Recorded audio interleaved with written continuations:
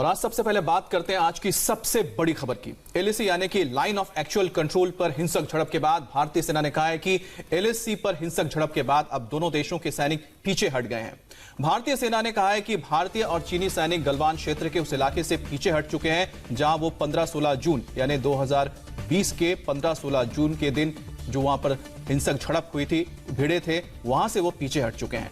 भारतीय सेना अपने बयान में कह चुकी है कि राष्ट्र की क्षेत्रीय अखंडता और संप्रभुता की रक्षा के लिए वो दृढ़ संकल्प है। एलएसी पर हुई हिंसक झड़प में भारत के 20 जवान शहीद हुए हैं, जिसके बाद भारत ने पलटवार करते हुए चीन के 43 सैनिकों को मार गिराया है।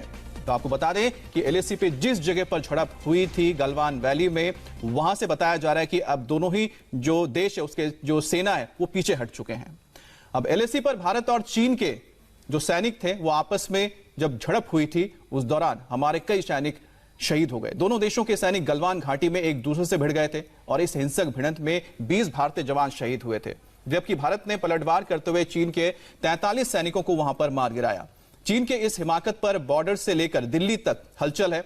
मंगलवार को दिन भर हाई लेवल मीटिंग का दौर चलता रहा। रक्षा मंत्री ने सीडीएस सहित तीनों सेनाओं के प्रमुख से मीटिंग की। पीएम मोदी को स्थिति के बारे में जानकारी दी गई। इसके अलावा मोदी और अमित शाह के बीच भी इस पर बातचीत हुई है, हालात की समीक्षा की गई है। और इस बीच चीन की इस कायरतापूर्ण हरकत के बाद देश के अंदर भी लोगों के अंदर गुस्सा है और जगह जगह पर लोगों ने चीन के सामान का बहिष्कार भी किया। और अब बात उस जवान की जिसे देश की सुरक्षा करते हुए अपने प्राण न्यौछावर कर दिए। एलएसी पर भारत और चीन के बीच हुई हिंसक झड़प में कर्नल संतोष बाबू समेत 20 भारतीय जवान शहीद हो गए। कर्नल संतोष बाबू ने चीन के सैनिकों को समझाने की कोशिश की, लेकिन चीन के कायर सैनिकों ने हमला कर संतोष बाबू की जान ले ली।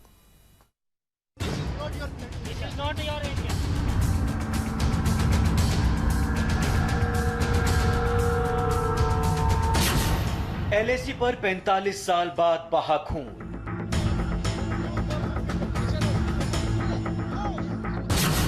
एलएसी पर चीन की हरकत से हिंसक झड़प।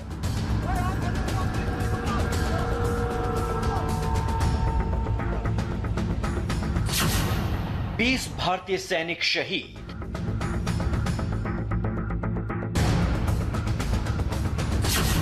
चीनी सेना के 43 जवान ढेर। एलएसी पर मामला अब सिर्फ जमीन का नहीं है, मामला अब सिर्फ सरहदी लकीर का नहीं है, मामला अब शहादत का है। हिंदुस्तान अब जवाब चाहता है और जवाब देने के लिए भारत तैयार है, और वो भी करारा जवाब। एलएसी पर चीन की तरफ से हुए कायरतापूर्ण हमले के बाद मंगलवार को दिन भर दिल्ली में हलचल रही। भारत ने आक्रामक रुख दिखाते हुए तय किया है कि चीन को उसकी हिमाकत का करारा जवाब दिया जाएगा। रक्षा मंत्री ने सेना को चीन से निपटने के लिए खुली छूट देने का फैसला किया है। महीने भर से चल रहा तनाव इस तरह ज्वालामुखी की तरह फट जाएगा, इसका अनुमान किसी को नहीं था। चीन के सैनिकों ने कायरतापूर्ण हमला कर सारी हदें पार कर दी। जिस वक्त भारत और चीन लद्दाख की गलवान वैली में तनाव खत्म करने के लिए 1-to-1 मीटिंग कर रहे थे, उसी वक्त इसी इलाके में चीन के सैनिकों ने सारी हदें पार कर दी। परसों रात एलएसी पर दोनों देशों के सैनिक भिड़ गए। रात के अंधेरे में चीन के चालबाज सैनिकों ने घात लगाकर हमला किया। इस भिड़ंत में भारत के 20 सैनिक शहीद हो गए। भारत ने चीन को भी बड़ा नुकसान पहुंचाया और चीन के 43 सैनिकों को मार गिराया। खास बात यह है कि इस झड़प में एक भी गोली नहीं चली है। चीनी सैनिकों ने सोची समझी साजिश के तहत इस हमले को अंजाम दिया।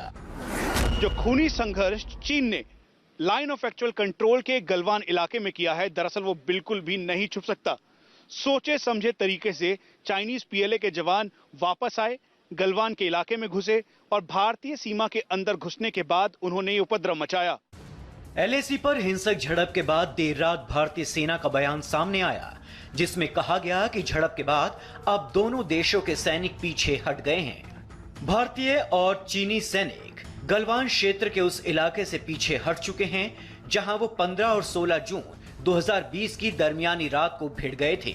17 भारतीय सैनिक जो स्टैंड ऑफ लोकेशन पर ड्यूटी करते हुए गंभीर रूप से घायल हो गए थे, और उच्च ऊंचाई वाले इलाके में 0 से कम तापमान में एक्सपोज हो गए थे। उनकी गंभीर चोटों के कारण शहीद हो गए थे, जिसके बाद इस झड़प में कुल मिलाकर 20 जवान शहीद हो गए। भारतीय सेना राष्ट्र की क्षेत्रीय अखंडता और संप्रभुता की रक्षा के लिए दृढ़ता से प्रतिबद्ध है।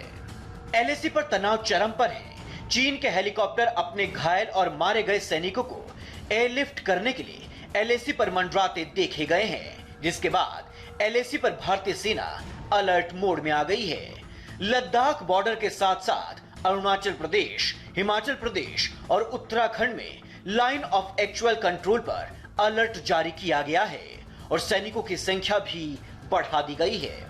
हालांकि दोनों देशों के सैनिकों के बीच हुई हिंसक झड़प के बाद दोनों देशों के बीच तनाव कम करने की कोशिश शुरू हो चुकी है। चीन कितना चालाक है, इसका अंदाजा इसी से लगाया जा सकता है कि हिंसक झड़प का सारा दोष चीन ने भारत पर थोपने की कोशिश की है।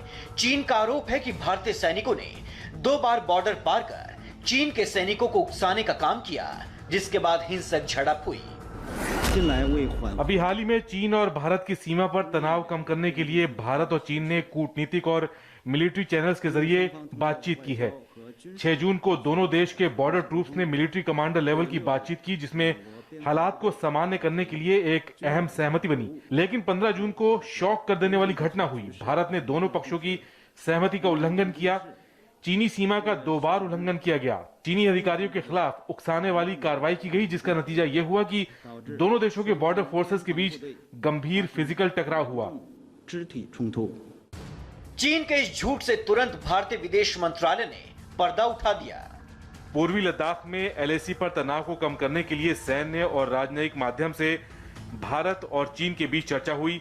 वरिष्ठ अधिकारियों ने 6 जून 2020 को एक बैठक की और डी एस्केलेशन पर सहमति व्यक्त की। हमारी अपेक्षा थी ये बिना किसी तनाव के हो जाएगा, लेकिन 15 जून 2020 की देर रात चीन की तरफ से घुसपैठ की कोशिश की गई, इसलिए दोनों सेनाओं के बीच हिंसक झड़प हुई। दोनों तरफ जवानों की मौत हुई है। इस स्थिति से बचा जा सकता था। हम सीमा पर शांति और शांति बनाए रखने के लिए मतभेदों को बातचीत से सुलझाने के लिए प्रतिबद्ध हैं, लेकिन हम अपनी संप्रभुता और क्षेत्रीय अखंडता को सुनिश्चित करने के लिए भी दृढ़ता से प्रतिबद्ध है। ये भारतीय एमईए का ये पूरा ऑफिशियल स्टेटमेंट है, जो कि भारत का स्टैंड क्लियर करता है और फिर से इसमें सख्ती से कहा गया है कि हम किसी के लैंड को एंक्रोच नहीं कर रहे हैं, बल्कि अगर चाइनीज पीएलए इसे स्टेटस को चेंज करने की कोशिश करता है तो उसका जवाब उसी भाषा में दिया जाएगा। एलएसी पर हुई हिंसक झड़प के बाद दिल्ली में हाई लेवल बैठकों का दौर शुरू हो गया। रक्षा मंत्री राजनाथ सिंह के घर सीडीएस बिपिन रावत, सेना प्रमुख जनरल एमएम नरवणे के अलावा विदेश मंत्री एस जयशंकर ने मीटिंग की। इसके अलावा इस मीटिंग में chief of air staff RKS Bhadauria और नौसेना प्रमुख करमबीर सिंह भी शामिल थे।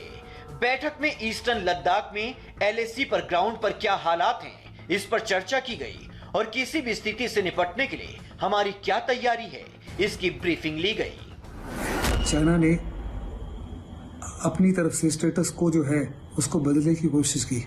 जब हिंदुस्तान की फौज ने उसका रेजिस्टेंस किया तो ये मुठभेड़ हुई, जिसमें दोनों साइड के काफ़ी लोगों को नुकसान पहुंचा है।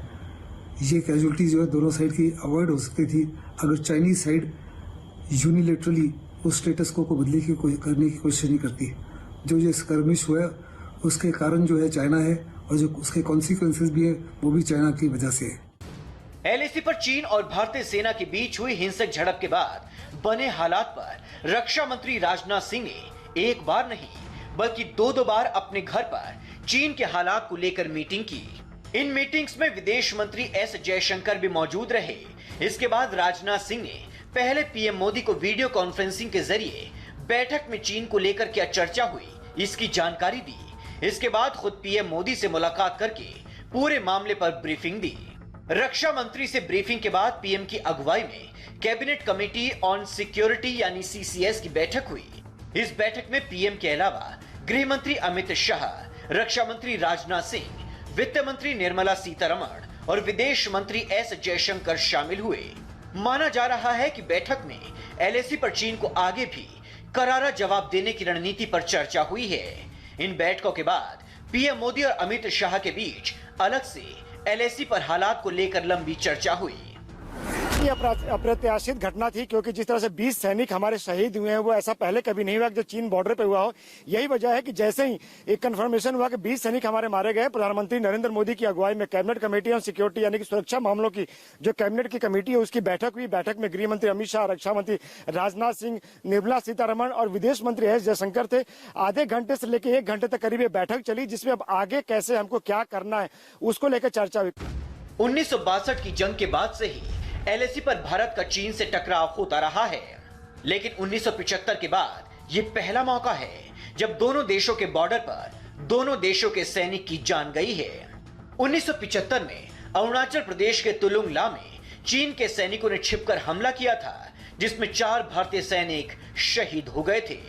ड्रैगन ने एलएसी पर जिस तरह से धोखा दिया है, जिस तरह की हरकत की है, उसे बर्दाश्त नहीं किया जा सकता। चीन को वक्त रहते सबक ले लेना चाहिए। इसी में चीन की भलाई भी है।